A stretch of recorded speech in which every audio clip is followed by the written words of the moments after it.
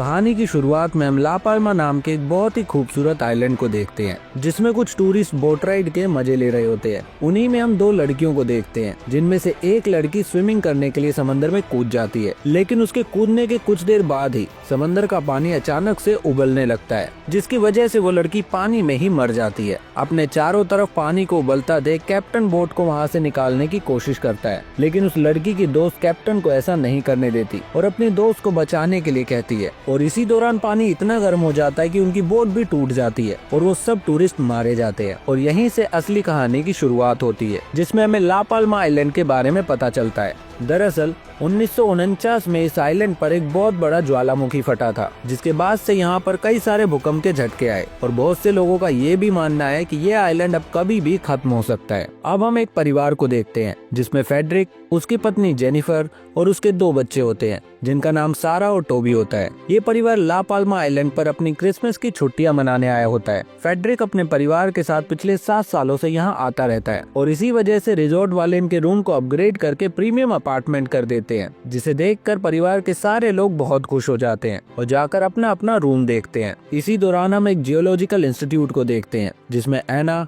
Alvaro और हाकुर नाम के 3 लोग ज्वालामुखी की एक्टिविटीज को मॉनिटर कर रहे होते हैं। इन्हीं के बीच हम मैरी को देखते हैं, जो अपने कंप्यूटर में चेक करती है कि जो मॉनिटरिंग यूनिट उन्होंने पहाड़ों में लगाए थे, उनका कनेक्शन टूट चुका है। अब ऐसा क्यों हुआ, ये जानने के लिए वो अगले दिन हाकुर के साथ उन पहाड़ों में जाती है। फिर मैरी हाकुर को बताती है कि वो इन पहाड़ों में ग्राउंड वाटर पर सर्च कर रही है, ये देखने के लिए कि ग्राउंड वाटर से पहाड़ों में किस तरह का बदलाव आता है। फिर वो लोग अपने ट्रांसमीटर को ढूंढते हुए पहाड़ों के अंदर जाते हैं, जहाँ पर बहते हुए पानी को देखकर मैरी उस पानी का सैंपल ले लेती है और कहती है, ऐसा पहले तो नहीं हो रहा था। फिर उन दोनों को वहाँ पर बहुत सारे मरे हुए चमगादड़ भी दिखते हैं और वहाँ की एयर क्वालिटी भी बहुत खराब होती है। जब वो चेक करते हैं तो उन्हें पता चलता है कि वहाँ की हवा में कार्बन डाइऑक्साइड और नाइट्रोजन डाइऑक्साइड बहुत ज्यादा है। फिर आखिरकार उन्हें अपना ट्रांसमीटर मिल जाता है, लेकिन वो टूटा हुआ होता है। वो दोनों ऊपर की तरफ देखते हैं तो उन्हें पहाड़ों के बीच में एक बहुत बड़ी सी दरार दिखाई देती है, जिसे देखकर वो थोड़ा टेंशन में आ जाते हैं। मैरी तुरंत वापस आकर अल्वारो को इन सब के बारे में बताती है और कहती है कि हमें लोगों को अलर्ट कर देना चाहिए कि ज्वालामुखी कभी भी फट सकता है। लेकिन अल्वारो सोच में पड़ जाता है और मैरी से कहता है, ये छोटी मोटी दरारें तो आती रहती है,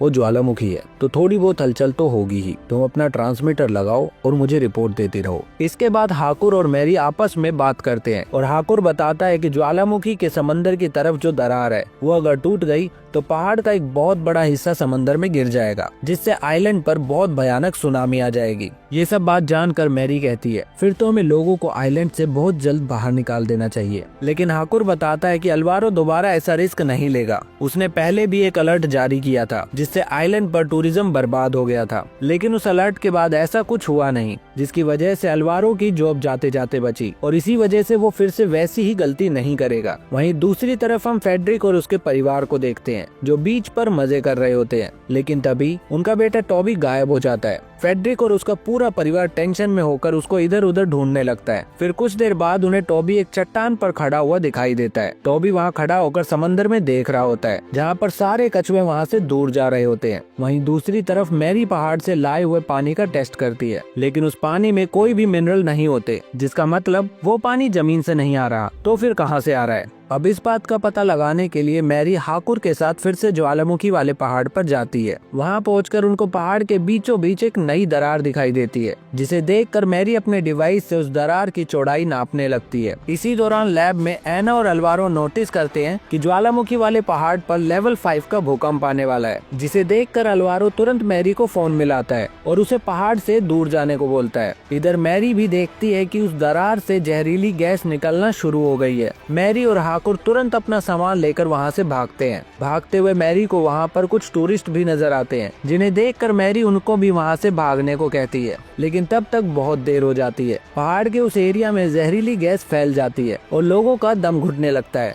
मैरी भी एक ढलान से नीचे गिर जाती है। इसके बाद हम देखते हैं मैरी को होश आता है और वो हॉस्पिटल में होती है। मैरी उठकर अपने कमरे से बाहर जाती है और अलवारो से मिलती है। अलवारो उसको बताता है कि तुम्हें घबराने की कोई जरूरत नहीं है। ज्वालामुखी के पहाड़ों से ऐसे गैस का निकलना बहुत नॉर्मल होता है, लेकिन मैरी को समझ आ जाता है कि ये बस आने वाली तबाही की शुरुआत है। इसलिए वो अलवारो को इमरजेंसी अलर्ट जारी करने को कहती है, लेकिन अलवारो अपनी पहले की गलती से डरा होता है कि कहीं ये अलर्ट भी गलत निकला तो टूरिज्म का क्या होगा। अब इसी बात पर उन दोनों के बीच बहस होने लगती है और फिर आखिर में वो दोनों मेयर के पास जाते हैं, लेकिन मेयर भी अलवारो की बात से सहमत होती है। इसलिए अलवारो कहता है तुम एक काम कर सकती हो कि ज्वालामुखी की एक्टिविटीज को लगातार मॉनिटर करके मेयर को रिपोर्ट भेजती रहो। लेकिन मैरी कहती है हमारे पास ज्यादा समय नहीं बचा, ज्वालामुखी कभी भी फट सकता है। इसके बाद वो जाकर अपने छोटे भाई से मिलती है और उसको आइलैंड छोड़कर जाने को कहती है। फिर वो वापस से ऑफिस में आकर देखती है कि ज्वालामुखी के अंदर का दबाव लगातार बढ़ रहा है और हल्के हल्के भूकंप के झटके आने भी शुरू हो गए हैं।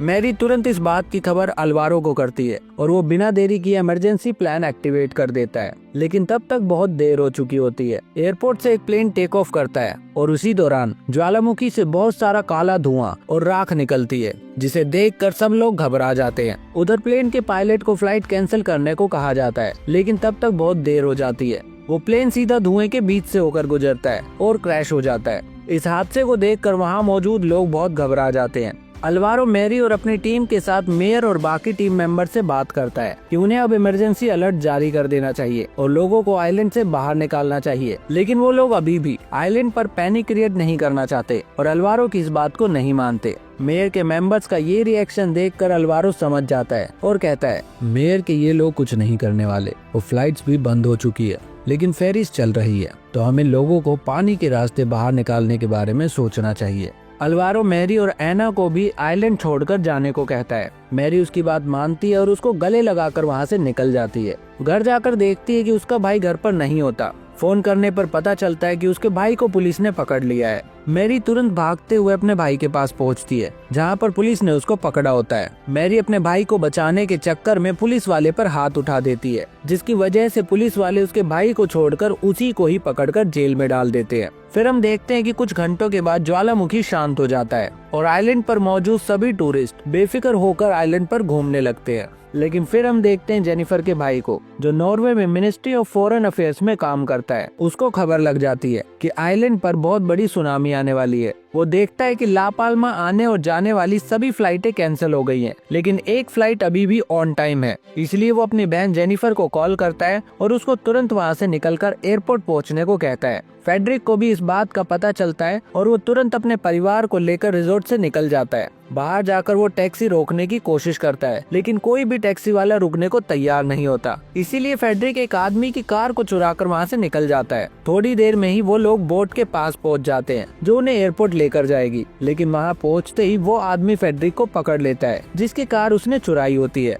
फेडरिक अपने परिवार को बोट पर चढ़ा देता है और खुद उस आदमी से लड़ाई करने लगता है। फिर आखिरकार वो उस आदमी को पैसे देकर मैटर को खत्म करता है और जल्दी से भागकर बोट पर जाता है। लेकिन तब तक बहुत देर हो जाती है और बोट वहाँ से निकल जाती है। फेडरिक जाकर दूसरी बोट की टिकट लेता है, लेकिन तभी आइलैंड पर इमरजेंसी अलर्ट जारी हो जाता है, क्योंकि अलवारो ने ज्वालामुखी का प्रेशर फिर से बढ़ते हुए देखा और इस बार बिना वक्त गवाए इमरजेंसी अलर्ट जारी कर दिया। लेकिन तब तक बहुत देर हो जाती है। वहाँ फेडरिक को पता चलता है कि उस बोट ऑपरेटर के पास कोई भी बोट नहीं बची। ये खबर सुनकर फेडरिक हिम्मत हार जाता है, लेकिन तभी फेडरिक का एक दोस्त वहाँ आता है और कहता है हमारे पास बोट है, तुम मेरे साथ चलो। फिर जैसे ही फेडरिक बोट पर चढ़ता है तो ज्वालामुखी फटना शुरू हो जाता है, जिससे पूरे आइलैंड पर अफरा तफरी मच जाती है और सब लोग अपनी जान बचाकर इधर उधर भागने लगते हैं। इसी बीच एक औरत अपने छोटे बच्चे को लेकर उसी बोट में चढ़ने की कोशिश करती है जिसमें फेडरिक बैठा होता है, लेकिन उनकी बोट पर जगह नहीं होती। इसलिए फेडरिक अपनी जगह उस औरत को दे देता है और अपने दोस्त से कहता है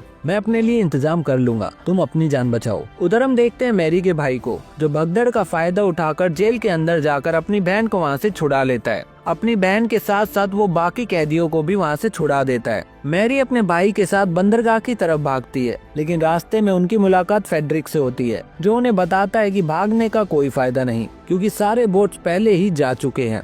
लेकिन मैरी का भाई एरिक बताता है कि उसके पास एक बोट है और वो लोग फेडरिक को भी अपने साथ ले जाते हैं। फिर जैसे ही वो लोग अपनी बोट के पास पहुंचते हैं तो उनके पीछे से गोली की आवाज आती है। वो लोग पीछे देखते हैं तो वो एक कैदी होता है जिसको एरिक ने थोड़ी देर पहले ही जेल से रिहा किया था। वो आदमी उनको गन दिखाकर डराता है और उनकी बोट लेने की कोशिश करता है, लेकिन एरिक उस आदमी से हाथापाई करने लगता है, जिस हाथापाई में एरिक को गोली लग जाती है। ये देखकर फेडरिक भी उस आदमी से लड़ने लगता है और जैसे तैसे करके उस आदमी को मार देता है। लेकिन उनकी मुसीबत खत्म नहीं होती, क्योंकि तभी उस कैदी के साथी भी वहाँ आ जाते हैं, जिन्हें देखकर फेडरिक तुरंत मैरी के साथ बोट लेकर वहाँ से निकल जाता है। वहीं दूसरी तरफ हम जेनिफर के भाई को देखते हैं, जो अपने टीम मेंबर के साथ बात करता है, जो उसे बताता है कि ला पाल्मा की हालत बहुत बुरी है, लेकिन वहाँ पर एक सेफ पॉइंट है जहाँ पर लोगों की जान बच सकती है, जो कि टेनरिफ नाम की जगह पर है। अब वहीं पर हम जेनिफर को देखते हैं, जो अपने बच्चों के साथ एयरपोर्ट पर चेक इन की लाइन में खड़ी होती है।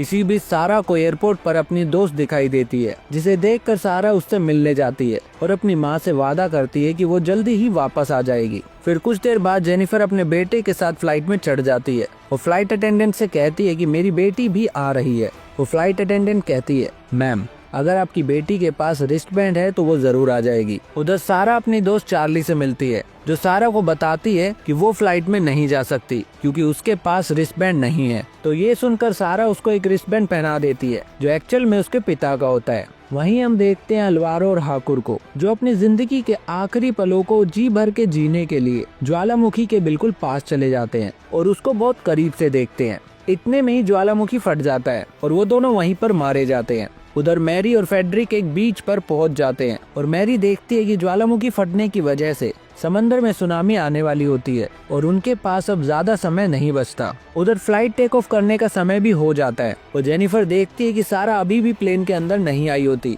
इसलिए वो अपने बेटे को लेकर वापस एयरपोर्ट पर चली जाती है। इसी बीच नॉर्वे में जेनिफर के भाई को पता चलता है कि आइलैंड पर तबाही शुरू हो गई है और इसीलिए वो अपने सीनियर्स को बिना बताए मीडिया के सामने सेफ पॉइंट के बारे में बता देता है। ये खबर सब जगह फैल जाती है। फेडरिक को भी जेनिफर के भाई का मैसेज आता है और उसे सेफ पॉइंट के बारे में पता चल जाता है। ये जानकारी मिलते ही फेडरिक मैरी को लेकर सेफ पॉइंट की तरफ निकल जाता है। उधर हम देखते हैं कि सारा अपने दोस्त चार्ली के साथ फ्लाइट में आकर बैठ जाती है और अपनी माँ को फोन करती है, लेकिन जेनिफर तो एयरपोर्ट पर होती है, इसलिए वो सारा को कहती है, बेटा तुम फ्लाइट से मत उतरना। तभी जेनिफर के पास भी सेफ पॉइंट की जानकारी आ जाती है। एयरपोर्ट में एक वर्कर भी होता है, जो उन दोनों को एयरपोर्ट पर देखकर अपने साथ चलने को कहता है, लेकिन टॉबी पता लगा लेता है कि सेफ पॉइंट एग्जैक्टली है कहाँ। वो एयरपोर्ट वर्कर भी उस लोकेशन को देखता है और कहता है कि मैं इस जगह के बारे में जानता हूँ, ये जगह यहाँ से ज्यादा दूर नहीं है।